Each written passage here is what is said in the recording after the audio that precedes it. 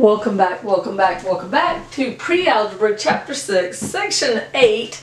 This is the last section. Last time I said it was and it wasn't. I forgot about the counting principle. I think of count from the Muppets. 1, ha ha ha, 2, ha ha. Okay, so what is it? It has to do with statistics, and it's how you can figure out the number of choices that you could have is by multiplying the variables. Let me explain what that means. Okay, so if I am making a sandwich and I have 3 choices of bread and 4 of meat and 6 of veggies, and I can only pick, 1 of each one, then you multiply 3 times 4 times 6, there's 72. Now in reality there's more than that because I'm only letting you pick 1 veggie, and if it's Subway you can pick what you want, or Mod Pizza, they let you pick what you want. So this is the example in the book. That somebody's getting glasses and they have 2 choices of the different metal they want for their frames, and there's 4 shapes of frames. This must be some cheap place because that's not many choices, is it? I need to buy some new glasses and I want more than 2 times 4 is 8 choices. So I'm going to try to not go wherever that was. Okay, so here's another one. They have dice, a blue dice and a red dice, die. And each one has 6 sides to it. 4 around and 1 on top and 1 on bottom. So the blue dice has 6 choices, the red dice has 6 choices, so there's a possible 6 times 6 is 36 outcomes. Here's another one in the book.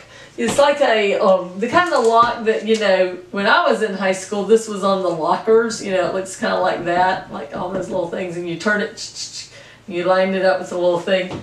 So it's a lock and it's got 40 numbers on it, and the code has 3 numbers. So each part of the code has 40 choices. So it's 40 times 40 times 40. So it's a 1 in 64,000 to 1 that you would just at random pick the right numbers.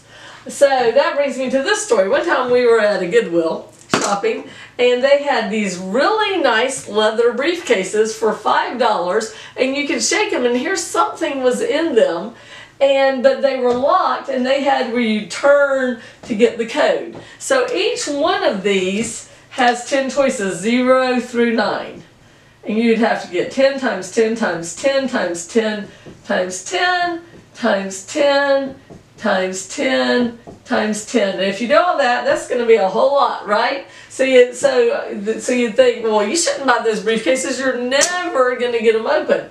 Well, picking something at random, yeah, you're not. But my boys bought them. Got their $5 out, and they each bought one of these really nice leather briefcases. And they could imagine that there was anything in them. I mean, there was gold bullion and diamonds or whatever in their imagination.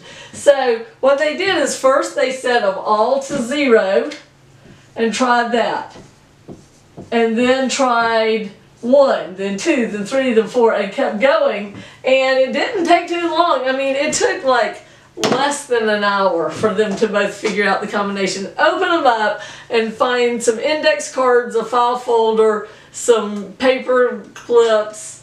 It was greatly disappointing, but then they were homeschooled, so they carried around their homeschool books in it. They pretended like they were spies and gave a silent briefcase exchange and had way more than $5 worth of fun with those briefcases. So anyway, that's the counting principle. You'll learn more about it in Algebra 1 and 2.